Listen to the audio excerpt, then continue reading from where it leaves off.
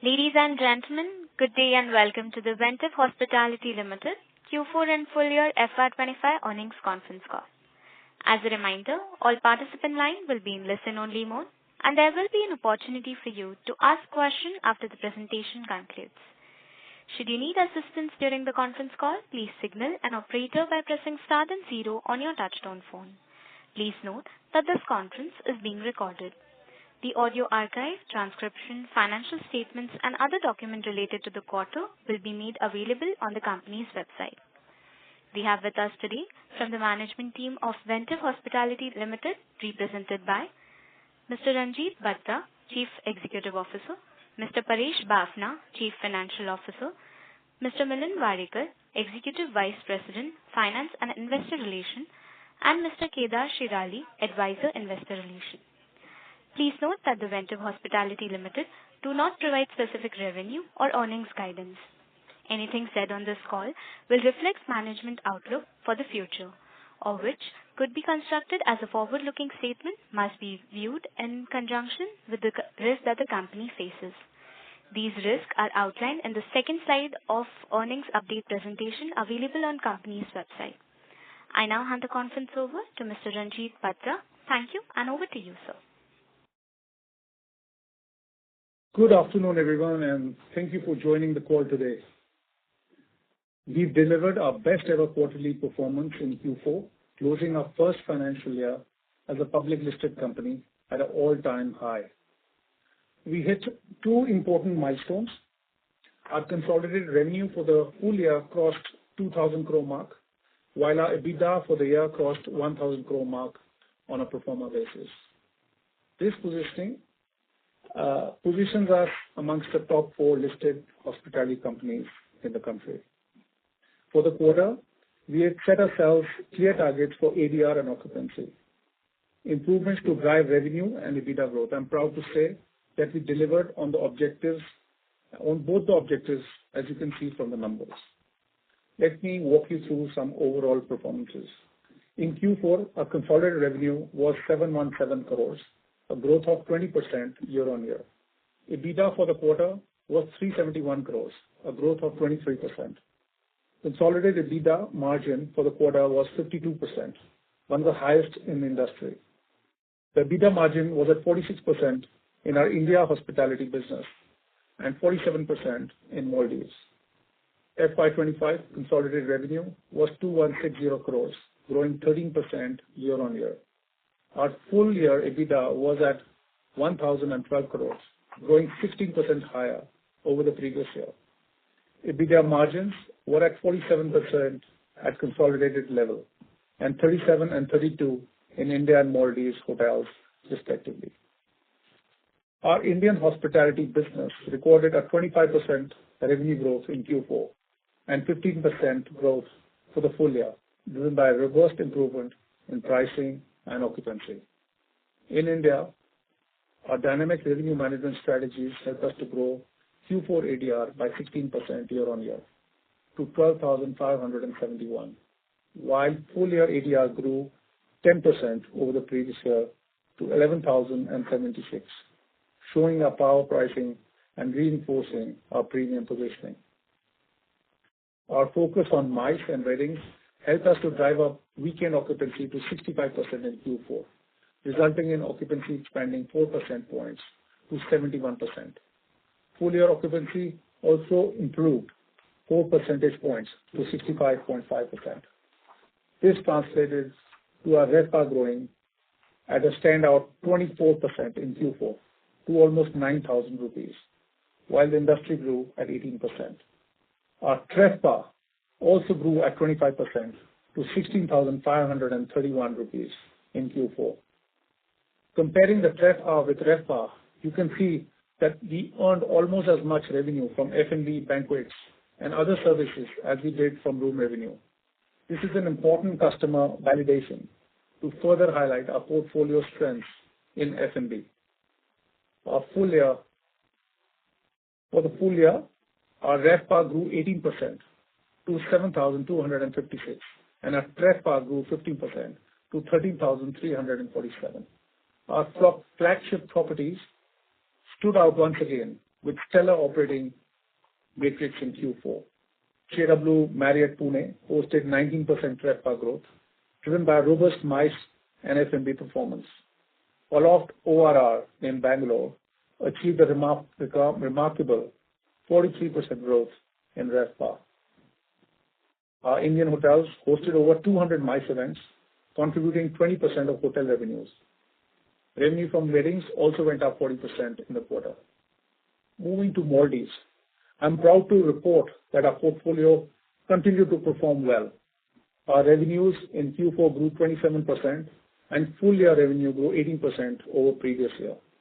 We consolidated Raya by Atmosphere in our accounts with effect January 1st this year. This added 62 crores to our Q4 revenues with 49% EBITDA margin. When reviewing operational performances of our Maldives portfolio, I want to highlight one important difference. In Maldives, as you know, it's a one island, one resort concept. We have an all-inclusive concept, which is Raya, in our portfolio, and also we have half board and full board packages, being very popular with holiday makers in our other two resorts. So we track business performing matrix of RevPAR instead of the conventional matrix like ADR or RevPAR. I'm also happy to share that in Q4, our RevPAR in Maldives grew 5% on the same store basis. The RevPAR, including Raya, is lower in absolute terms because it operates at a lower price point compared to our other two uber luxury resorts. Our Maldives portfolio demonstrates its strength with peak occupancies during high demand periods such as Christmas, New Year's, Easter, Chinese New Year, Valentine's, and August school holidays. This year, the Easter shifted to April, moving some of the Q4 revenues to Q1, and this will help our Q1 performance in Maldives as well. I'm very proud of some of the global recognitions received in our Maldives portfolio. Raya, our newly opened resort, was named as the best new opening by Travel Time Awards. Anantara Maldives was awarded Best Spa Retreat in the Indian Ocean. Conrad Maldives Muraka Residence, our uber luxury underwater suite, was recognized as one of the top 100 suites in the world. An important driver of our pricing growth and profitability is our channel strategy. In India, 40% of our business comes through non-commissionable distribution and web channels, up from 31% last year, reducing our dependency on non-direct channels, improving profitability. In Maldives, while 60% of our business still flows through wholesale channels, we have a clear strategy shift towards direct digital platforms to improve margins. We are directing a lot of effort into building compelling websites and digital channels to drive this change. We also continue to strengthen our premium positioning and pricing, with majority of our portfolio focused on high-end offerings in both India and Maldives, allowing us to capture premium rates while delivering exceptional guest experiences. Overall outlook, all the drivers for growth and pricing strength remain very much in place. We will continue to drive strong organic growth by leveraging our premium positioning, our differentiated F&B offering, strong structural demand and limited supply in our chosen markets. As per the normal trends, H1 will be softer compared to H2 due to seasonality. Regarding some global uncertainties, we are confident by the time we enter our peak seasons, they'll be behind us and continue our growth trajectory. Looking ahead, our growth ambition remains unchanged. We plan to double our hotels room inventory to 4,000 keys over the next 5 years through a combination of greenfield and brownfield projects and acquisitions. With that, I'll ask Milan and Paresh to walk you through our financial performance and balance sheet trends. Thank you, Ranjit. Good afternoon, everyone. Before we discuss the financial performance for Q4 and FY'25, I would once again like to highlight that the acquisition of several entities in the portfolio took place in August 2024. Consequently, the financial statement for the first half of FY'25 and FY'24 do not include the financial number of these entities. Pro forma financial statement prepared based on internal MIS for these periods have been used to provide comparison in the press release and earning update presentation, which we have published for the quarter. These pro forma financials are prepared as if those acquisitions were made on April 1, 2023, and their revenue, cost, and EBITDA are included in the pro forma financial statement of FY'24 and H1 FY'25. Hence, the number presented in the statutory financial statement will differ from the pro forma figures in our press release and earning update presentation.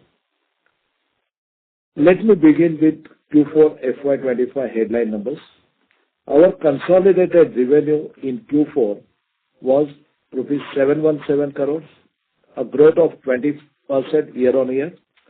Our hospitality revenue was at 584 crore, a 26% increase YOY. Within that, our India portfolio contributed revenue of rupees 227 crore, up 25% year-on-year, driven by strong ADR growth and occupancy growth that Ranjit spoke about. Our international hospitality revenue grew 27% to rupees 357 crore due to the Raya consolidation this quarter and strong occupancy growth in quarter 4. Looking at the quarterly numbers, it might convey an impression that our Maldivian business is much larger than our India business. This is because Raya was consolidated in Q4, which is typically the seasonally strongest quarter in the financial year.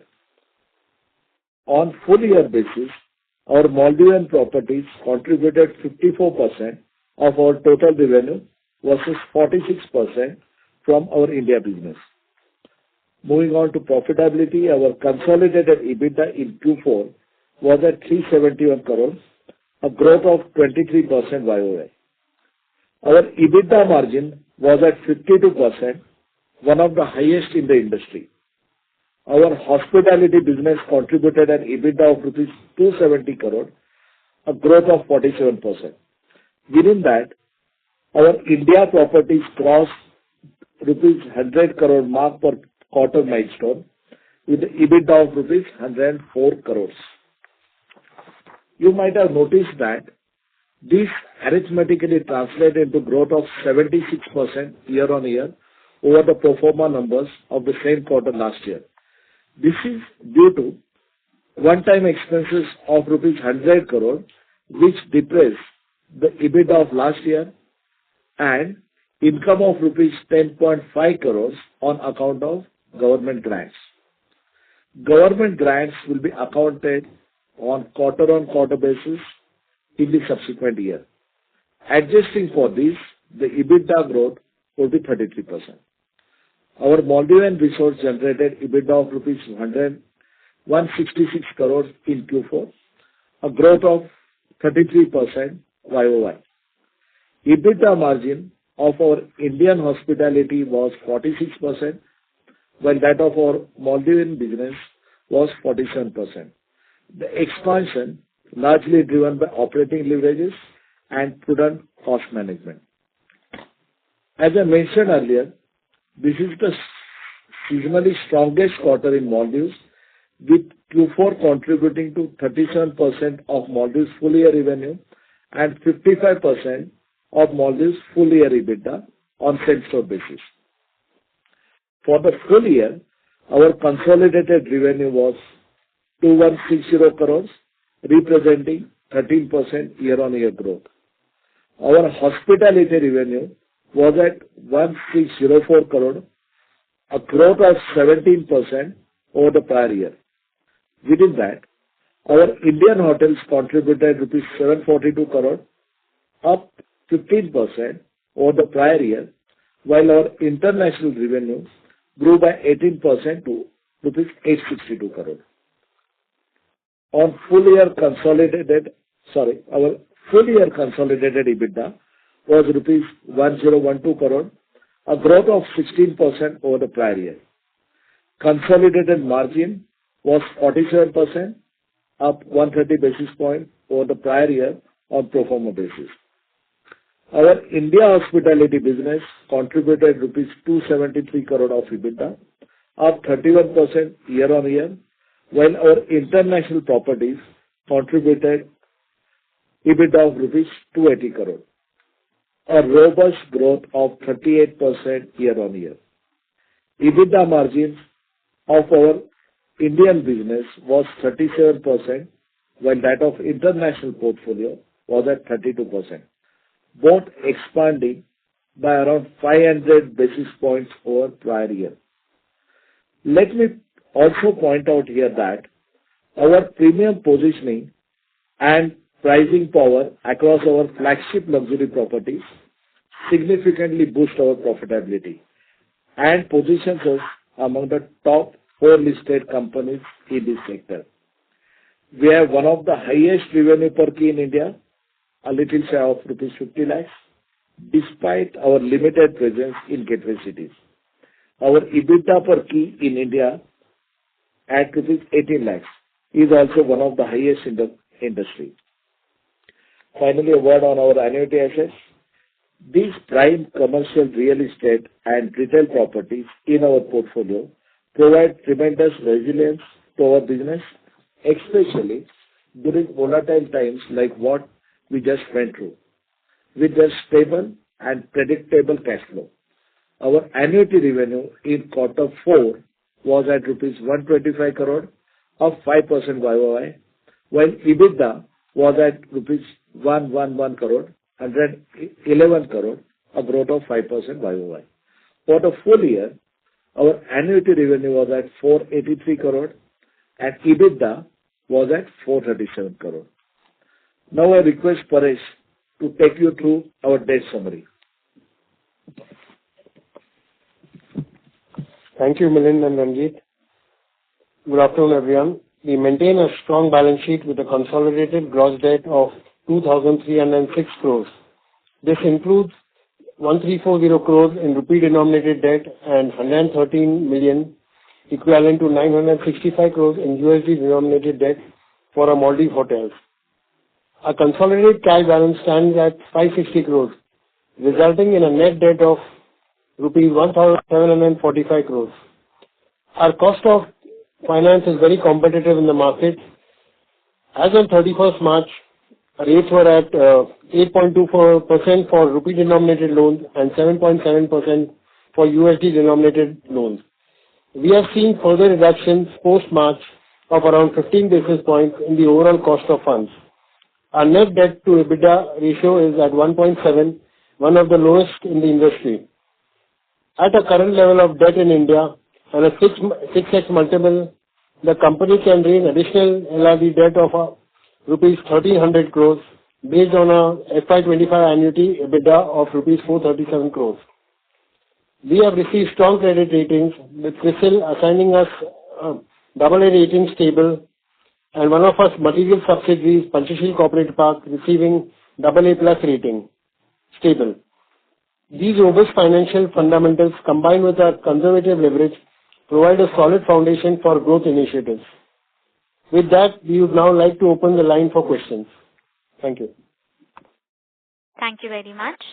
We will now begin the question and answer session. Anyone who wishes to ask a question may press star and 1 on their touchtone telephone. If you wish to remove yourself from the question queue, you may press star and 2. Participants are requested to use handsets while asking a question. Ladies and gentlemen, we will wait for a moment while the question queue assembles.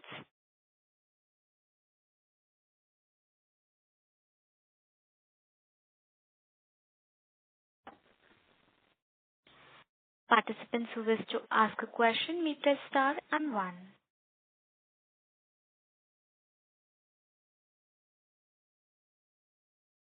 The first question is from the line of Angad Saluja from UBS Securities India. Please go ahead. Yeah, hi. Thank you for taking my question. I hope I'm audible. Yes, sir, you are. Yes. Oh, yeah.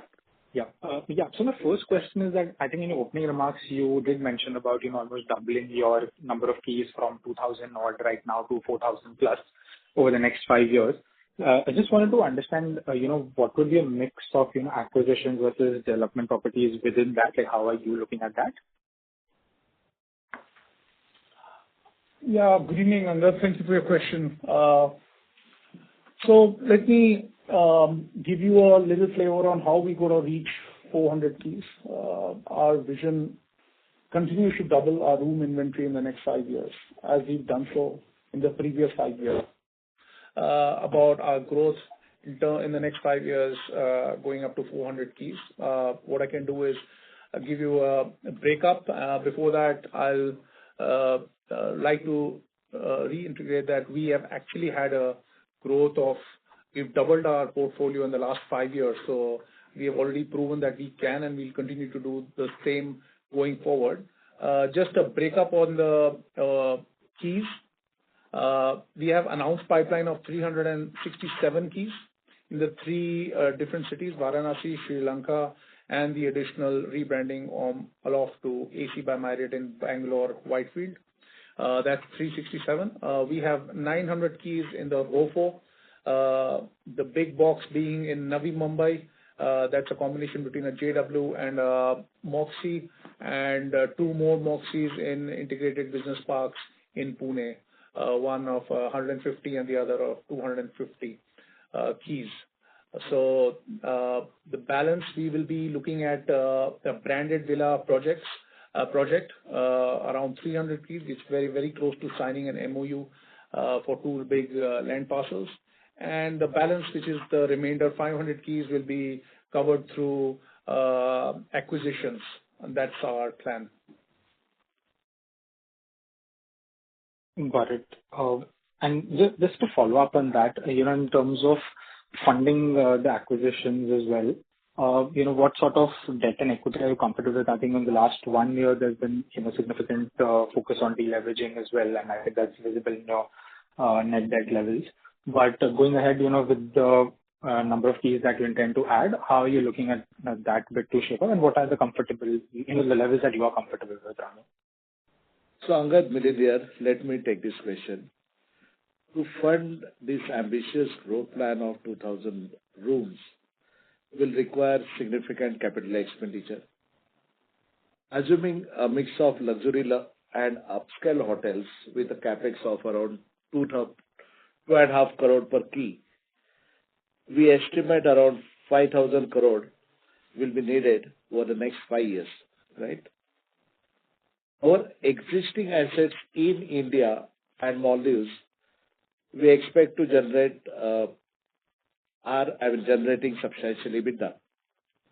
And we conservatively estimate over 6,500 crore will be generated in next 5 years, driven by, let's say, mid-teen RevPAR growth and high-teen EBITDA growth, right? Even after accounting for taxes and finance cost of around 2,000 crores, our debt is at today 2,300 crore. I assume it remains at the same level. So my interest at 8% will be around 185, 190 crore, and tax outflow of 200 crores. So we are assuming average 400 crores, 2,000 crore for next 5 years. We'll have sufficient internal accruals to fund this project. 6,500 crores minus, let's say, 2,000 crores. So we'll have around 4,500 crores. There could be temporary mismatch, which we'll manage with debt. Now, if you look at our debt profile, our India debt today is at 1,400 crore and annuity EBITDA of around 440 crores. So if I take 6 multiple, I can go up to 2,600 crores. So like Paresh mentioned, we can take additional 1,213 crore, 1,300 crore from LRD. Additionally, our hospitality EBITDA is virtually debt-free, right? Giving us further headroom for strategic growth initiatives. With this strong financial position and growth prospect, I think with internal accruals, we'll be funding most of this capex, maintaining a healthy net debt to EBITDA ratio over the next 5 years. I hope I've answered your question. Yeah. That's it from my side. Thank you so much, and best of luck for the quarters to come. Thank you. Thank Thank you. Thank you, Ankur. The next question is from the line of Mohit Agrawal from IIFL Capital. Please go ahead. Yeah, congratulations on great fourth quarter performance and overall FY'25 numbers. So in your previous question, you just said that, probably you're looking at a revenue growth of mid-teens and an EBITDA growth of high teens. So just trying to understand, say, over a medium-term 2-3-year period, just kind of breaking down into, let's say, how your India portfolio will do and how your Maldives portfolio will do. Which do you think, will deliver higher kind of revenue growth? And if you could break it down further into what will it be driven by? Broadly, occupancy and ARR, how do you see? Some color on that will be very, very helpful. Okay. Thank you, Mohit.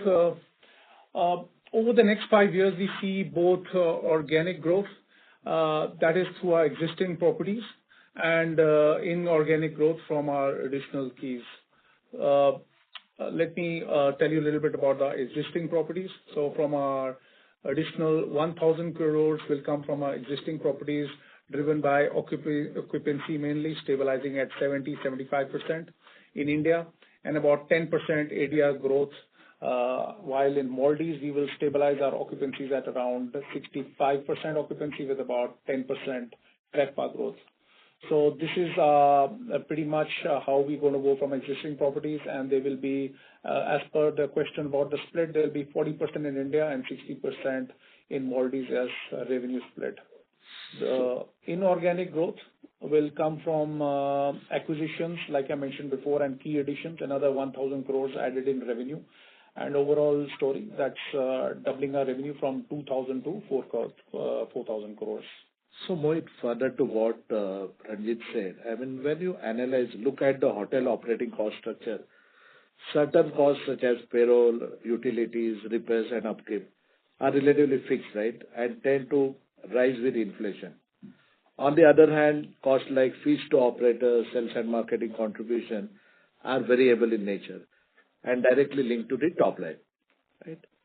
There are certain controllable costs like hotel operating expenses, which we can manage effectively, right? One notable aspect in food costs, which are largely passed through, meaning we can offset inflationary pressures through price increase, right?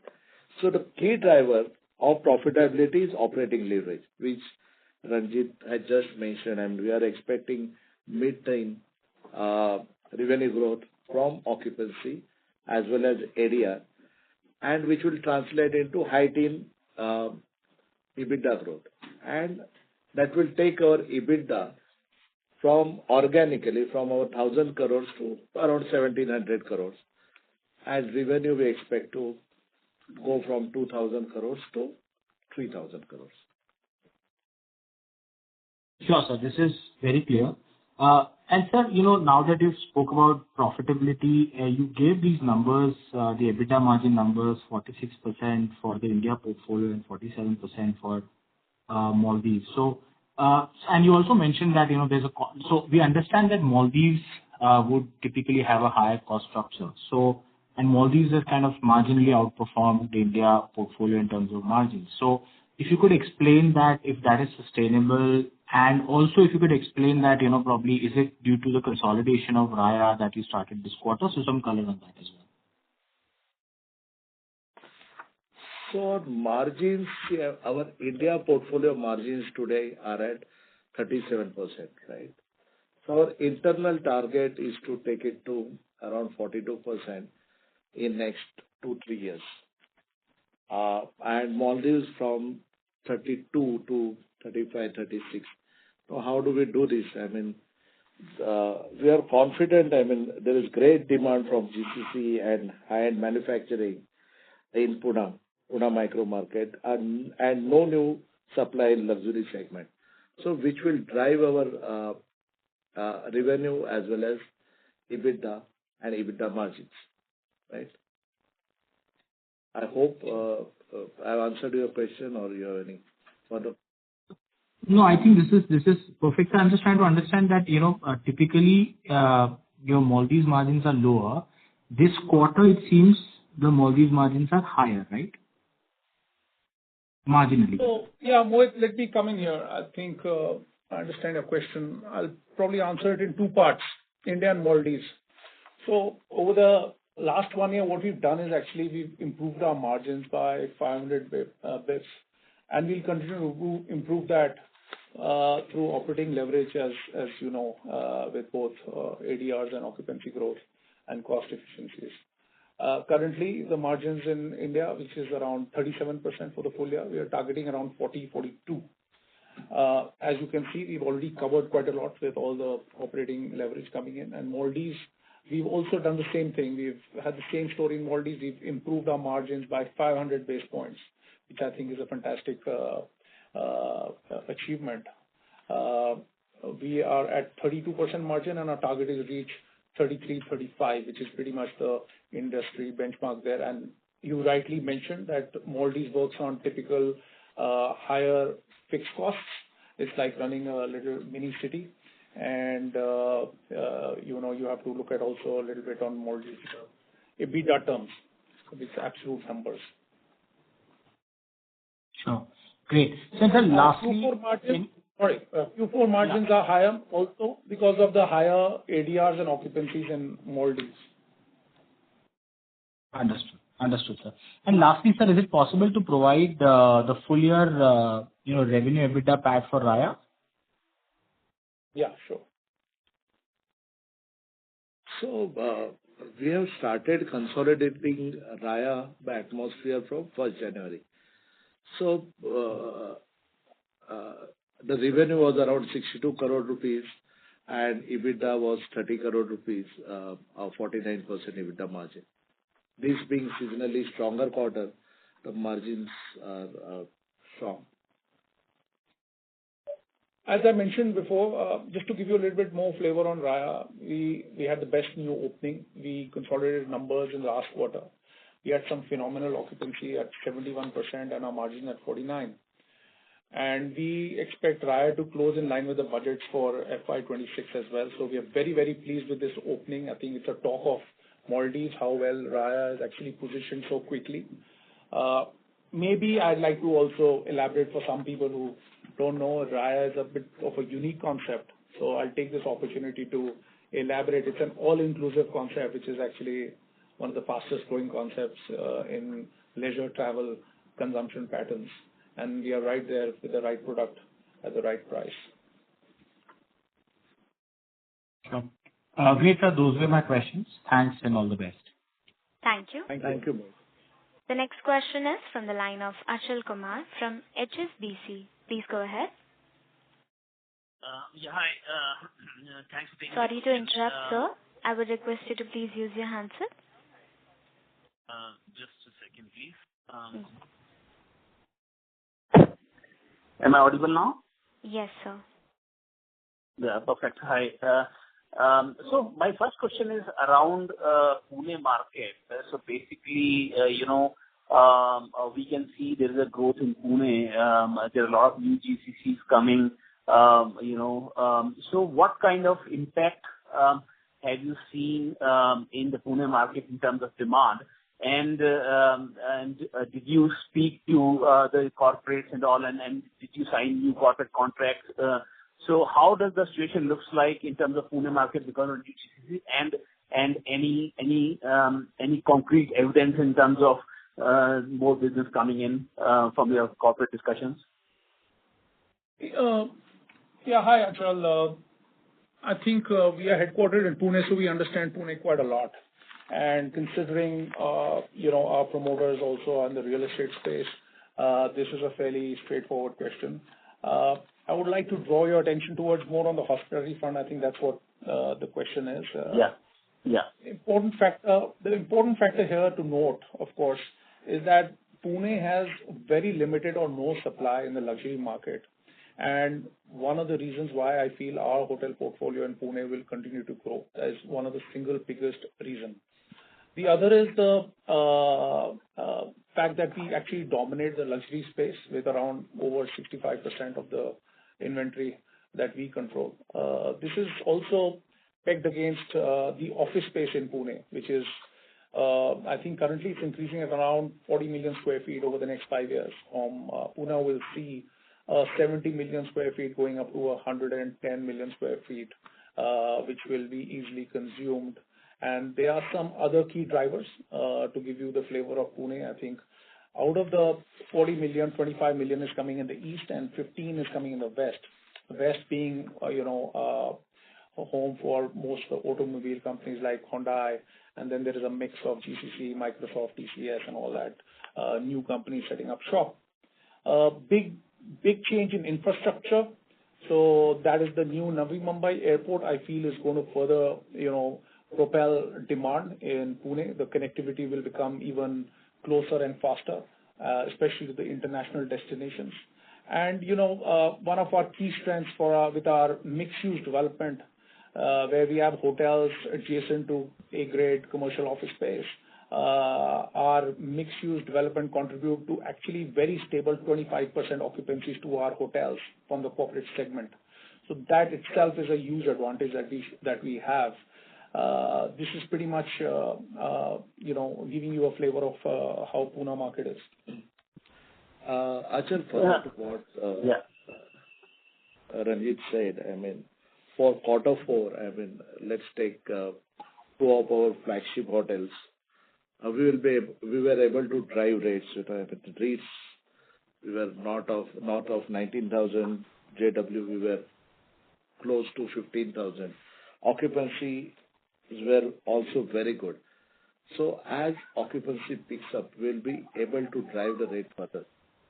So that will improve our margins. Right. Perfect. Thanks for that. Actually, my second question was around the point which you just spoke about, the Navi Mumbai airport, and I think I had a sort of thought around this.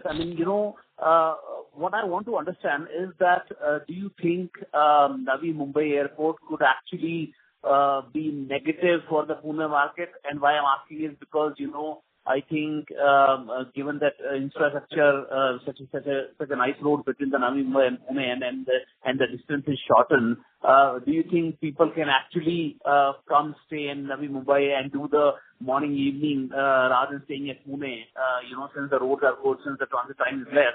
So do you think that could be negative or do you see that's probably not the right way to think about it? Achal, from a hospitality perspective, what I have seen in many cycles, the infrastructure growth facilitates hotels in a huge way. And we have a huge infrastructural story here, which is the Navi Mumbai. And this is not only catering, we already have an airport in Pune, but this is further connecting Pune to the whole world in a more seamless way and much more convenient way. So I see Pune as a city taking huge advantage of this. And this is not just the Navi Mumbai airport. There's further conveniences of traveling and in and out of Pune with other infrastructural upgrades that we have, such as the metro and the outer ring road. So you will see in the coming years, all these elements will work in synergy to put Pune on one of the rising cities of India, which it already is, but at a much faster pace going forward. It's directly linked to infrastructure growth and hotel success. Okay, perfect. My last question is around, how the forward booking looks like, especially in the context of the recent uncertainties because of US tariff and all. So anything you can highlight about, do you see there is no impact? How do you see the forward bookings? What kind of business you have at books versus probably the same period last year? So any flavor on those things would be really helpful, please. Yeah, I'm sure aren't we relieved that everything is behind us, hopefully now. I think this is the same sentiment across the board with both domestic and international travelers. So yes, there has been a blip. We've seen some cancellations due to some airline disruptions and travel advisories. Yes, there's also some geopolitical tensions. But I feel this is only if was, rather let me use stress in the word was, for a short period of time, and we don't expect to see cancellations. As of this morning, I checked, there were no cancellations that were happening in the last 4-5 days. And our portfolio, as you know, Anshul, is great, has great resilience. We have also diversified revenue streams, as you know, through our annuity backbone, and we are resilient from our Maldives leisure business. So as a portfolio, we are in a very good space. And as we progress towards normalcy in travel, we'll be able to mitigate whatever impact of these cancellations have had to deliver strong results going forward. And of course, these are... Sorry, please go ahead. No, please, you can. Sorry. Yeah.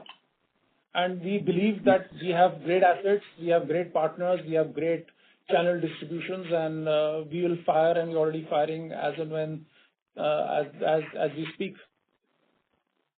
Yeah. Sorry. No, I mean, I was not talking about the cancellations because of this geopolitical tension between India and Pakistan. I was talking more broadly because of the US tariff and all. I think there was a slowdown, significant slowdown. Even all the US airlines reported slowdown. And since Mole is the market where you have a lot of traffic coming from the US and UK, Europe, basically, that's what I was mean to when I was asking about how the impact you see any slowdown in demand. And secondly, also, if you could please give a bit of a color on the forward bookings. Maybe I know it's a bit of a short period, or bookings don't take place 4 months in advance or 3 months in advance. But whatever bookings you may have, maybe April, the June quarter or whatever, any color would that be helpful? Yeah.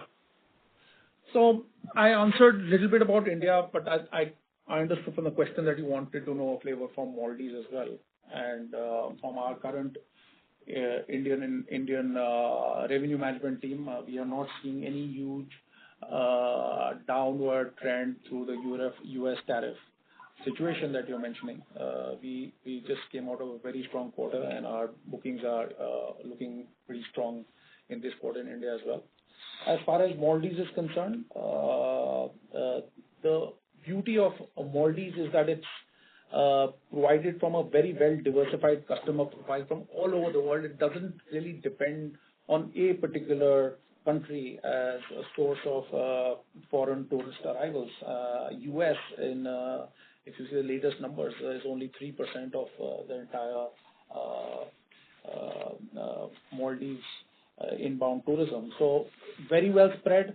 Plus there is seasonality, which takes care of the Maldives business extremely well. Now we are off the peak to big quarters. Now we're going into soft season. The soft season typically is serviced from Asia, overall China, Japan, Korea, and India. So next 2 quarters, these are the big segments that are going to be supporting Maldives. So, Achal, from India perspective, when we look at April numbers, we have not seen any impact. And see, I mean, H1 is typically softer. So, I mean, when we compare it year on year, I mean, we have not seen softness, and we don't see there will be any impact. I mean, GCC demand is very high. So, we don't see any impact as of. Perfect.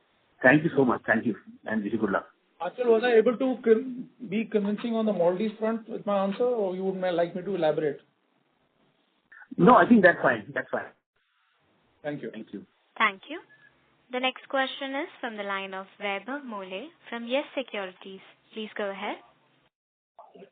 Hi team, congratulations on a great set of numbers for the quarter.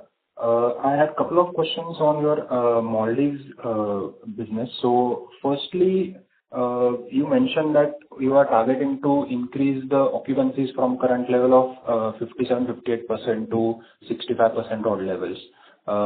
So given Maldives is a cyclical market, and for Q4 we are already registering occupancies of 71-72%, and it's kind of flattish year on year. So Q4 seems to have little headroom for occupancy growth. So how do you plan to improve this occupancy to 65% for full year? And so basically, how do you plan to reduce the cyclicality component for the full year business in Maldives? That's the first question. So I think you're right. There is always these big 5-6 peaks that Maldives goes through, whether it's the New Year, Christmas, etc. the Chinese New Year, and there is a cyclical. First of all, this year we've had a shift of the Easter. So the Easter has moved from last quarter to this quarter. I think that itself is going to be a huge shift in revenue generation for this quarter. And additionally, we do a lot of strategic market-wise diversification approach. That's what we take in Maldives. So depending on which countries and geographies we need to penetrate, and we look for new geographies all the time to generate business. Because the uniqueness of Maldives is the attraction for global travelers for looking out for leisure destinations. And, we have one of the best partners and loyalty programs in place with our Hilton in Maldives, Anantara, and the Discovery program or loyalty program that generates a lot of off-season business for Maldives typically, and that's one of the ways we're going to further look at increasing business in the off-season as well. Great, sir. Understood. And my second question was on the TrevPAR for Maldives market. So that has seen year-on-year decline, including Raya. So I guess Raya basically operates at a lower price point compared to our luxury resorts. But can you share the levels for Raya specifically, what kind of TrevPAR it operates at? And do you expect improvement in TrevPAR for Raya going forward, given the hotel is currently in a stabilization phase? And what kind of uptake can we expect in medium term? No, I think very good question, specifically for Raya. Raya is operating at a TrevPAR around 35,000 rupees. Now, typically, especially for Maldives, it takes a long period for ramp up of any resorts, considering it's sitting in isolation, and you have to have a lot of, have to showcase the resort to a lot of people in all over the world. So I already mentioned that we've actually gone very quick on the first quarter with high occupancies and rates. We have strategically moved majority of business on volume based, not so much on rate based, as a strategy for the first 1.5 years, so we can showcase our properties. The segment that actually fires for all-inclusive resorts in the world is actually through wholesale business. And wholesale business typically works on a reputation and customer feedback after they go and experience a resort, and then that creates further traction and goodwill. So this is our focus right now, and going forward, we will obviously be increasing the rates to a significant amount in the near future. But this is pretty much our strategy. We've mutated the rates a little bit. We've left a little bit money for the wholesalers to push the resort, and that's our strategy. Understood, sir. And do you see this all-inclusive concept has potential to be applied in your other existing properties or any other new properties where this can be implemented? So, to be honest, I mean, to take a global view, there are pockets of places like, the Caribbean islands where all-inclusive concepts are really popular. It's mainly popular in the leisure destination, leisure product, so to speak. Now, it's convenient for both the operator and for the consumer both. And I'm seeing that there's a lot of traction. Why am I seeing this is because in the luxury segment in Maldives and some other places, this half board and full board concept is also coming out quite strong, where the customer wants to know how much they're going to spend and need some certainty on budgeting their holidays. So yes, while it will go into half board and full board, all inclusive is a very specialized business. Not everyone can actually emulate or do this successfully, because if there is unlimited consumption of food and beverage, there has to be some stringent discipline and cost control as well at the same time to make this work. So only few operators have actually mastered the art of doing an all-inclusive with high EBITDA margins such as we have, and I already mentioned our EBITDA margins at 49%. Great, sir. Understood. Thank you so much, sir, for answering my questions, and all the best for future. Thank you. The next question is from the line of Sumit Kumar from JM Financial. Please go ahead. Hi, team. Good afternoon. Congratulations on a very good set of numbers for the FY’25. My first question is, if you could break up the growth of the India hospitality business between Pune and Bangalore. And the second question would be on ROFO assets. On what stage of development would you like the ROFO assets to come into Ventive? Is it at the land stage or is it more towards completion? Those are my two questions. So, Sumit, India business, we don't have numbers readily available, but we'll share it with you. As far as ROFO is concerned, it is initial stage. We are evaluating various options in what shape and format it will come to Ventive, and we'll keep you posted, everyone posted once this is done, but we expect it will be done in 2 quarters or so. Just to add to Milan, I think we will bring the Ventive assets from our latest strategy meeting as a warm shell stage at fair market value. And I think that will ensure creation of wealth for minority shareholders as well. So the timeline for warm shell transfer will be around 2.5 to 3 years, just to answer that question as well. You'll be hearing some announcements very soon on this. Sure, sir. So does that answer your question? Yes, sir. That's all from me. Thank you. Thank you. The next question is from the line of Vignesh Iyer from Sequent Investments. Please go ahead. Hello. Thank you for the opportunity. So my question is more on the lines of your earlier commentary, where you said how you will use the internal accruals to take care of the doubling your keys expansion in the next 5 years. So wanted to understand, would it be fair to say that your promoter holding from 88 to 75%, that needs to be done as per SEBI guidelines, there would be no dilution on your part? So we still have around 2.5 years for that dilution, but the cash flow, what I explained, is coming out of internal accruals. Most of our capex will be funded through internal accruals. We are not looking at any dilution. We'll look at ways and means how to reduce that to 75% as and when it is required, as per SEBI guidelines. So basically that would be offer sale from the promoter side.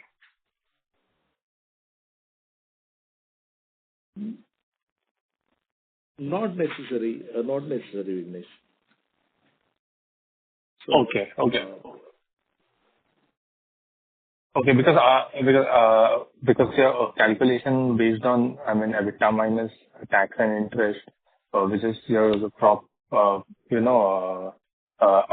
that takes care of the capex, and if there is no dilution, that has to be OFS only, right? There is no other way to reduce the promoters' stake in the company. See, there are ways and means. We'll discuss on it when it comes. We still have 2.5 years, so there are quite a few options on that front. Okay. Got it. And just one more question on my end. Just wanted to understand what would be the taxation going ahead in FY'26 on standalone level as well as Maldives business. See, Maldives tax is at 15% on profit. So we have some debt there, so taxable, the income is not taxable there. In India, we have different entities, so tax rate is different. One of our material subsidiary, we are at 25%. We have carried forward tax losses on account of 35AD. 35AD is incentive given to hospitality companies. Right. So we'll use that. Once we exhaust with that, we will move to new tax rate, and effective tax rate will come at 25%. So this is the basis of our broad calculation. But if you look at the financial statement, it will be current tax and deferred tax, right? So Right. in our calculation, we are discussing only current tax, which is actual outflow, right? So Right. so, with this, we are saying, I mean, interest and tax and some repairs and maintenance CapEx all put together, will be around, will average to around 400 crores a year. Okay. For next Okay. year. Because, I mean, since the rate of tax is changing almost every quarter, so it will be more better to look from a PBT point of view. Rate of taxes is changing every quarter because, I mean, see, due to seasonality and tax is paid at legal entity level, right? So when you arithmetically add all subsidiaries, I mean, profit of one company, legal entity, is reduced by losses of other entities. So we cannot do that, I mean, straight away, PBT to tax percentage. So you'll have to look at each legal entity level. But I mean, tax rate will not go beyond 25%, actual outflow. Actual outflow, yeah. Thank you for the clarity. That's all from my side. Yeah. Thank you. Ladies and gentlemen, that was the last question for today. I now hand the conference over to Mr. Ranjit Batra for closing comments. Thank you. So FY'25 has been a landmark year for Ventive Hospitality, marked by record-breaking results, operational discipline, and strategic progress. We crossed two key milestones, surpassing 2,000 crore in full year revenue and 1,000 crore mark in EBITDA. We've delivered our best ever quarterly performance with 20% revenue growth and 23% EBITDA growth. Our hospitality business delivered outstanding KPIs across the board. We remain focused on driving margin improvement. Our overall EBITDA margin in Q4 was 52%, one of the highest in the industry. Lastly, we remain confident of sustaining our growth both organically and achieving our vision through doubling our number of keys in the next 5 years. All of these accomplishments were made possible by a fabulous team at Ventive, our operators, our associates, and most importantly, our customers. I want to thank each one of them for the support, and everyone here on the call today for your support and encouragement. Thank you once again for joining this call, and have a good evening. Thank you. On behalf of Ventive Hospitality Limited, that concludes this conference. Thank you for joining us, and you may now disconnect your lines.